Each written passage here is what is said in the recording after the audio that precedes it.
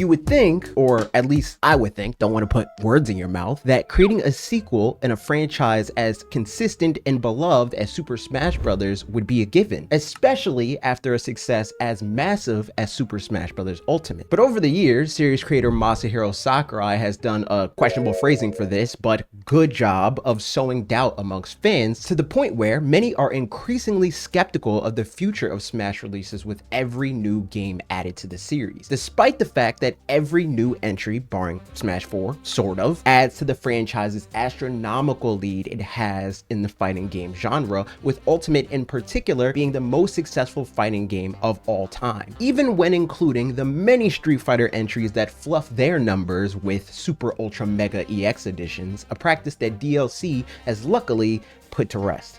Sort of. I digress. Point is, no matter how pro-developer Nintendo may be, they are still a multi-billion-dollar multinational conglomerate that exists to make a profit. If there's money to be made, they will make it. The Legend of Zelda or Super Mario Bros. Games didn't end when Shigeru Miyamoto stopped directing them. Pokemon didn't end when Satoshi Tajiri stopped directing those games. Metroid, Kirby, and so on, with Kirby specifically being super commodified after Sakurai moved on from it to drive this particular point home, with there being a new Kirby something, sometimes multiple Kirby somethings released on a year-to-year basis. You can bet your bottom dollar that Nintendo will do something similar with Smash, a franchise that not only is hugely successful in its own right, it's frankly instrumental to the success of many other Nintendo franchises. Nintendo doesn't just want to make a new Super Smash Bros. Game, they need to. It would be insane to suggest they end Mario Kart because the last one included more content than ever before and was great for it. The same is true for Smash. And I think anyone that hasn't formed a parasocial relationship with Masahiro Sakurai would not only agree, but assume the same. That said, they do have a Herculean task on their hands. No one can realistically deny that it would be hard to one-up a game like Super Smash Bros. Ultimate. That's not to say there's no way to do it. In fact, people have suggested many potential solutions. We're going to talk about all of them today to see which one makes sense, but I'm going to say off rip that one very prominent potential solution is, to be brutally honest, pretty dense, to be more charitable, one-dimensional, and that suggestion is to reboot the Super Smash Bros. Franchise. But before we dive into any of that, be sure to subscribe, click the like button, share the video with a friend, follow on social media, all that good stuff helps with the video a lot. I don't think the mere suggestion of rebooting a long-running franchise like Super Smash Bros. Is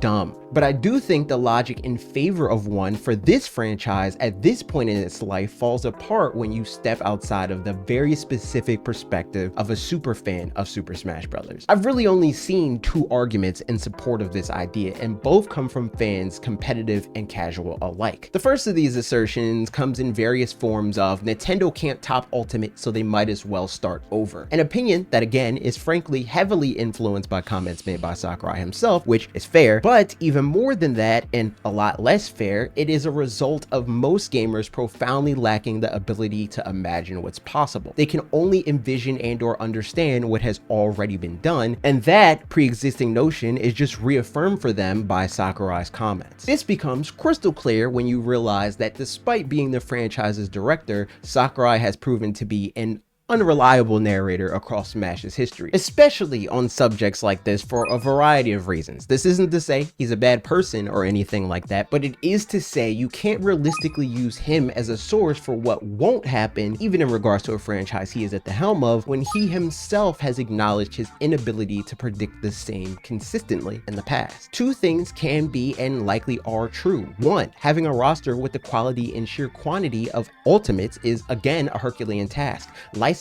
is a logistical nightmare, balancing this many characters even more so, and making it all feel cohesive is a fine art. Two, all of this is achievable and arguably easier to achieve the longer running and highly successful Super Smash Bros. Becomes. Nintendo is a massive corporation that knows how to staff ambitious projects, especially ones that are directly owned and operated by them, before some actually dude with 12 hours in Pokemon Violet pipes up. Very few publishers at this point would turn down the massive found marketing opportunity that's inherent with a Smash rep in the game, and the fact that Super Smash Bros. Has been a well-defined series with pretty consistent, not you, visual language throughout. Even if Sakurai were to step away, the formula for cohesion in Smash is well documented and can be replicated by any industry veteran with a love for the video game medium, the Smash franchise, and an attention to detail. Sakurai certainly adds to the pitch when selling publishers, but at the end of the day, the franchise is the pull here, not Sakurai. This becomes clearer when you acknowledge the fact that Nintendo and Sakurai needed to found an entire company to make their working relationship possible to begin with. And even if Ultimate is Sakurai's last game, it wouldn't be the first time Nintendo just moved on with the franchise without a guarantee that Sakurai specifically will be on board. On the competitive side of things, many fans believe Ultimate has too many characters to balance the game in an interesting way, so we need to cull the roster to solve this problem. In full transparency, as a competitive player myself, I don't necessarily disagree with the core of this argument. I think there's a lot of annoying characters in Super Smash Bros. Ultimate, and I firmly believe that to be a direct result of how they chose to balance the game. A philosophy I think they came up with to efficiently balance a roster this big, and this is where I'm at a crossroad with the broader platform fighting community. I don't disagree with the developers' reasoning behind the balance. Unlike the broader Smash scene, it's not that large rosters can't be balanced, it would be because competitive players in the Smash scene prefer the playstyles that popularized the grassroots competitive scene back in the Melee days, and large rosters from all of these franchises necessitate straying away from that very narrow view of what a character in Smash should be in both form and function. Characters like Sonic or Min Min being in the game isn't a problem because fighting them is an insurmountable task or even an unfair existential threat.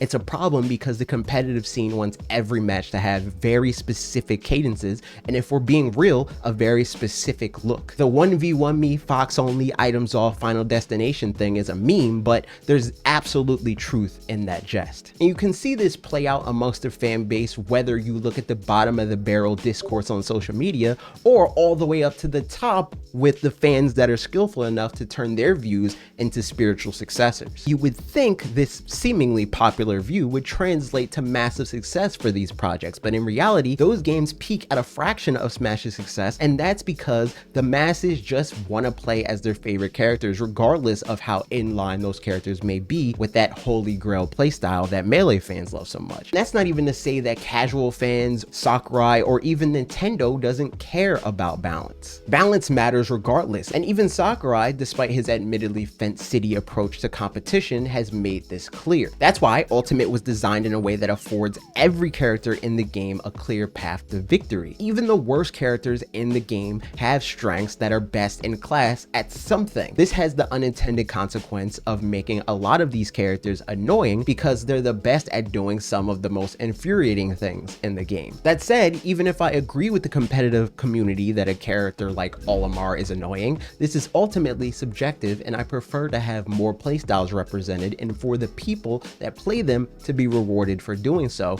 just as much as any other character. Unlike the Melee stands and adjacent communities that have been conditioned to think other people's favorites should be bad so their favorites can arbitrarily dominate the game. And this isn't just conjecture. Look at the fact that the Melee community is still playing an older version of the game strictly because Fox isn't as good in newer versions. These aren't reasons for Nintendo to make this kind of change. The only legitimate reason a company like Nintendo has for rebooting literally anything is the franchise having some sort of fall from grace, and let me tell you, this is not the case for Super Smash Bros. On any level. The franchise is literally at its peak, and there's no better time than now to extend that dominance by moving forward, not backward. I don't know if that means we should have more characters, but we certainly shouldn't have less. It would mean the follow-up to the most successful entry in the franchise would be the only one to have less characters than its predecessor, which would make absolutely no sense. And just to touch on this a little bit, because I don't think we need to spend a whole lot of energy with this idea because it makes no sense. The people that want to go even further and uproot the game type altogether, be it by making it into a 3D arena fighter or whatever, give me the same vibes as the people asking for Mario Kart to be rebranded as Nintendo Kart. You shouldn't need to be a corporate exec or even a business major to know this would be a stupid move made for no other reason than a vocal minority feeling Nintendo's literal most successful series has become stale, which isn't a good reason, to put it lightly. Zelda is a franchise that needed a reboot. Sales stagnated it, and to be real, never really matched the series status in gaming culture to begin with its peak barely crossing crossing the 10 million units sold mark across multiple versions of the same game. Many fans grew tired of or never fully bought into its formulaic nature, and the developers clearly agreed. The reboot, Breath of the Wild, if that wasn't clear, resulted in turning that franchise into a mega blockbuster, truly in contention with the reputation it somehow got for being Nintendo's reliable third alongside Pokemon and Mario. Speaking of Pokemon, Pokemon is arguably in need of a reboot. Sales are just as good as they've ever been, but public sentiment is largely on the decline, even to the point where Nintendo publicly acknowledged their commitment to doing better, and the franchise taking a few breaks in recent years likely to facilitate this. Super Smash Bros. Is nowhere near either of these examples. The only people that don't like Ultimate are the comparatively minuscule communities still clinging to older or smaller competitors,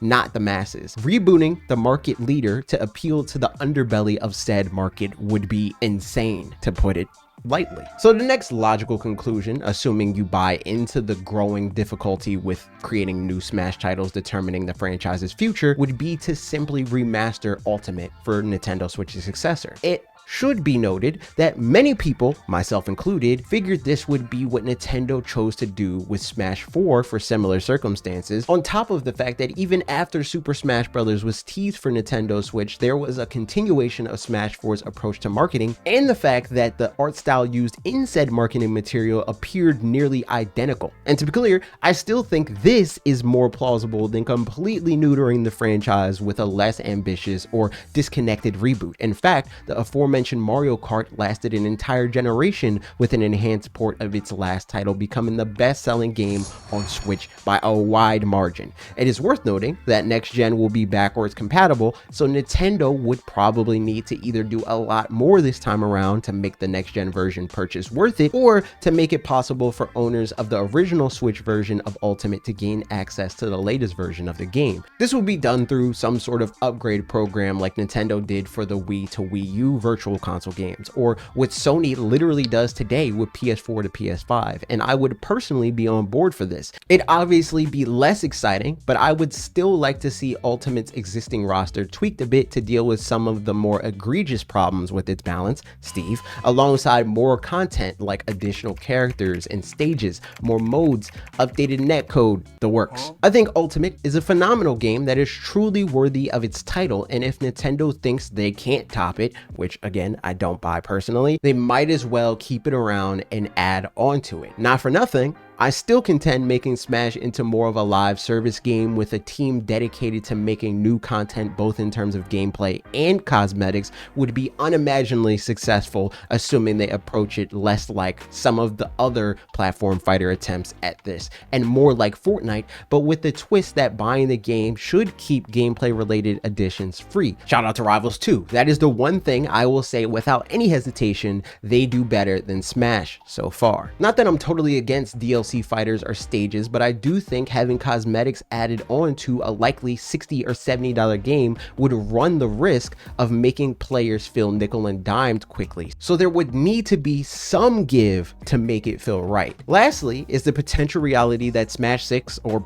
Smash 7, if you buy into the idea that Smash 3DS and Wii U are two separate games that Sakurai does for some reason. I digress. If we do get a new Smash game, I honestly can't fully grasp what that will be since I couldn't have called Ultimate. But what I can say has changed from game to game, and what made it clear that Ultimate was a new game when compared with Smash 4 is that Nintendo continuously is trying to find a middle ground between the fans of the Brawl era of Smash, more casual fans, and the competitive side of Smash, the Melee era of Smash. And if that's the case, I'd imagine more direct attempts at making tech skill more approachable would happen, speeding up the game a bit more, the obvious update of higher resolution, maybe even frame rate if they can swing it, more characters, more modes, better online, all the stuff that would have made an Ultimate Deluxe worthwhile, but just more and more ambitious. Apart from all of that, I think there would need to be some sort of mechanical shift that nobody is thinking about but would gel well with the formula formula as it stands,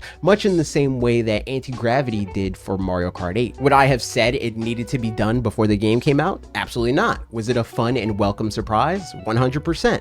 Give me something like that. It wouldn't even necessarily need to be new. Give custom movesets another shot. Add more to the online modes like doubles, smashdown, and squad strike. I think making 4-player modes play better, be it doubles or free-for-all, in some way would be cool. Even potentially making it possible to go all out and do 8-player Smash Online would be pretty sick. Bring back a full story mode, cutscenes and all. Although I do think Sakurai still prefers cutscenes being a marketing tool to turn the reposting culture on its head, making it a positive to share character trailers around rather than sharing around spoilers to a story mode. Granted, most of these suggestions would be a lot closer to a deluxe with the goal of improving every existing aspect of Ultimate, and that's mostly a product of me not wanting to overextend. All that said, I think there's more to be explored here, and a lot of the platform fighting competitors have introduced some ideas that could be adopted, evolved, or even subverted in some way. Special Get Up and pummel attacks in Rivals 2 is a good example. The team focus moves and multiverses are an interesting concept. Even Nick All-Star Brawl 2's slime mechanic could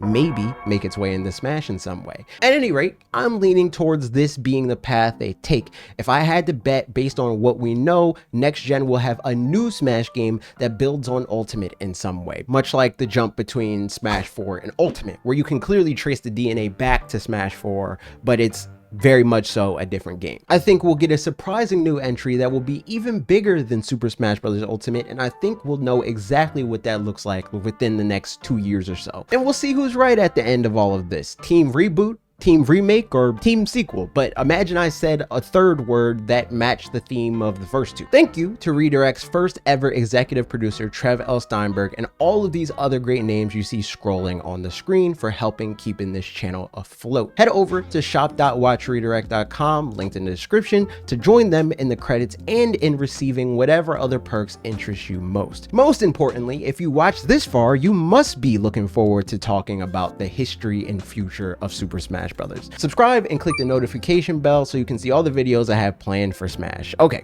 that's it for me. See you in the next video.